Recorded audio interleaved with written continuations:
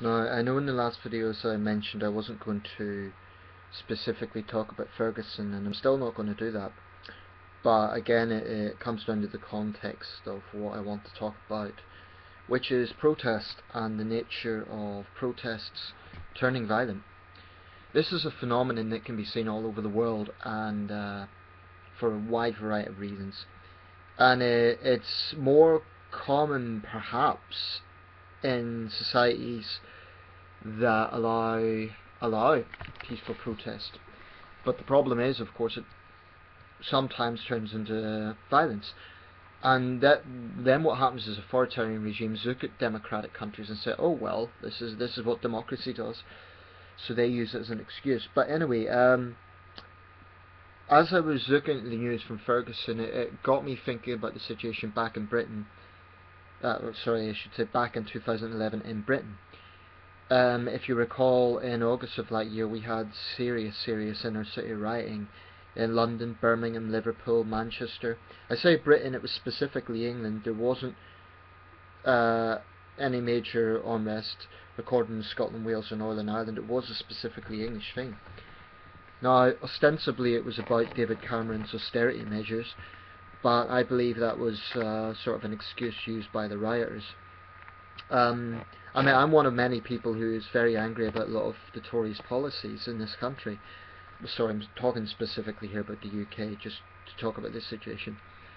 But I don't believe that the people who were burning homes and looting and so on even know the details of Cameron's policies or have much of an ideological opposition. And this is the sort of people I want to talk about, and I think this something similar has been happening in Ferguson in the last 24 hours.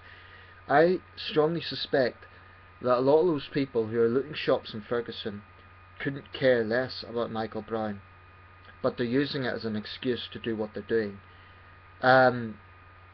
I can understand that when you have a situation where people feel there has been an injustice, and very often these situations are involving some sort of police injustice, there is palpable and very sincere anger. But I have absolutely no respect for people who then destroy the community that they're in. As far as I'm concerned, they're opportunistic scumbags. And this is not a racial issue, because whilst in some areas it might be a black issue, in other areas, I mean, in the England riots, many of the folks who were arrested were white. So, at least in the case of Britain, it wasn't a racial issue. And the point I would like to make is that, as far as I'm concerned, as soon as somebody burns someone's business, they lose all moral credibility whatsoever. They lose any argument that they might have, because they're not attacking the police, they're not attacking politicians, they're not attacking people in power. They're attacking someone's livelihood. And in some cases, in the England riots, there was even people's homes burned. Now, as far as I'm concerned, the culprits responsible for that should have got very lengthy prison sentences. I have no sympathy for them, because to target someone's home is a cowardly, despicable. It's just it's despicable, and this can be seen around the world. I cannot understand why people would destroy their own community because they're angry with the police. So those people in Ferguson right now who are looting shops and who are destroying businesses, what the hell do they think they're going to achieve? I mean, Michael Brown's parents have been very courageous in the sense that rather than fueling the anger, they have called for calm, and I commend them for that. So is the Mayor of St. Louis, and so is a lot of other people in authority, and obviously that needs to be the way, but that doesn't mean there aren't very important questions to be asked here. No doubt there will be people that say, well, talking about this doesn't change anything, so violence is the only way. But even if that is the case, how do you condone destroying someone's business? Now, is the owner of that shop that you're smashing, are they responsible for the death of Michael Brown? No, of course they're not. So to me, that's just, there is no rational argument for it. I'm talking here about Britain and America, but similar things can be seen in other countries. In France, back in 2005, the inner city riots that happened there, same thing. thousands of cars were burned out. Now, what does that achieve? Burning someone's car, destroying someone's property. That's just bullshit. And I do support police to take absolutely the use of full force of law against those sort of protesters. I have no sympathy for them. If someone is burning a business, smashing a business, burning someone's car, attacking someone's property, as opposed to, I don't think violence is ever justified unless it's a case of self-defense. And I even say this in the case of Hong Kong. I mean, I've been very sympathetic to the protesters there, insofar as their fundamental values in terms of their anger about what the Communist Party is doing. But even there, I would say that there is a hardcore group of protesters that are now being very selfish and very reckless, and they're not doing anything for Hong Kong. So, if you're angry about something, it is one of the tenets of a free society that you have the right to express that anger, whether that be through opinions or peaceful protest. But as soon as you start using violence, then you lose all credibility, unless that violence is necessary as a form of self-protection. In terms of self-protection, that's different. But I'm talking about people who deliberately attack the police when the police aren't attacking them. And I know sometimes it's vice versa. Sometimes the police are also guilty of attacking peaceful protesters, and that's equally wrong. But basically, anyone who instigates violence is wrong. Now, there are people in this country I absolutely despise. This is just to sort of try and give an example of what I'm talking about. I hate Jeremy Kyle, the TV presenter. But if I saw Kyle on the street and I went up and decked him, then I would be guilty of common assault. And I would, frankly, be wrong. It still doesn't change the fact that he's a despicable scumbag, in my opinion. But we have to engage in an adult behaviour in society that...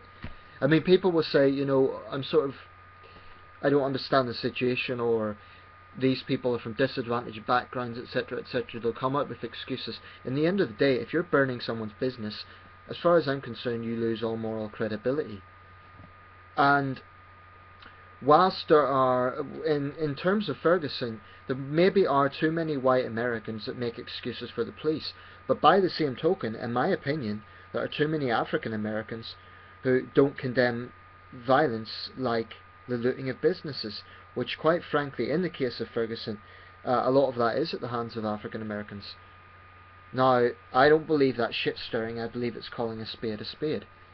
One of the first ways to deal with any problem is to recognise what the problem is. And very often in the States, a lot of rioting does seem to be African Americans, angry at injustice, but then using violence to respond to that. And it's just stupid, because they're destroying their own communities. I understand the anger, and I would feel angry as well, but burning someone's business, smashing someone's shop is not the answer. So I do support any police force in the world that uses force to restore order when they're dealing with that sort of situation. But that does not condone police brutality. It doesn't condone police abusing their power, and it doesn't condone police attacking peaceful protesters. So you need to look at both sides. But what I'm trying to raise here is the problem of, whenever you have a protest, and this is another problem, the hardcore group of hooligans and thugs then detract from what are legitimate concerns. So you may have, say, in a big protest, you may have 10,000, 20,000 peaceful protesters. You may have 50 hardcore thugs who then take away attention from the main protest, and that's very unfortunate. I don't think it's fair to put it all on the organisers and say you have to control everyone who comes, because they're only human beings. They can't necessarily do that. The onus is entirely on the people who are causing violence. Responsibility has to come into this, and people who go into a protest with the sole purpose of causing violence, who cover their faces in balaclavas, who smash up shops, etc., as far as I'm concerned, are opportunistic thugs. And I have no sympathy with them, because they're not gaining any moral credibility whatsoever with their actions. Just about the racial dynamic, incidentally, when I mention African Americans, I don't want people to misinterpret that. I'm not saying it is only African Americans who riot, but I'm just saying that very often when there appears to be an injustice against African Americans, there is a problem with a lot of that community then resorting to this sort of violence. So if there is racial problems in America, the onus is on both sides.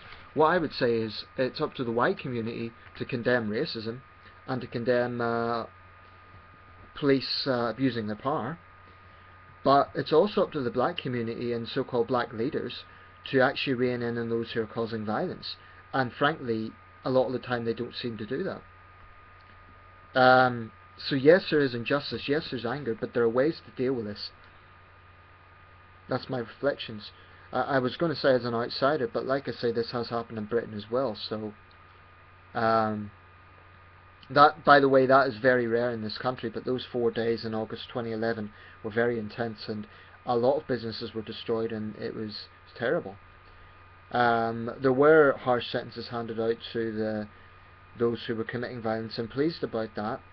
And many on the left had their heads in the sand insofar as they would not condemn the violence, and I was furious about that, because whilst I was also angry at government policies, anyone that can not bring themselves to condemn a looter is just an idiot.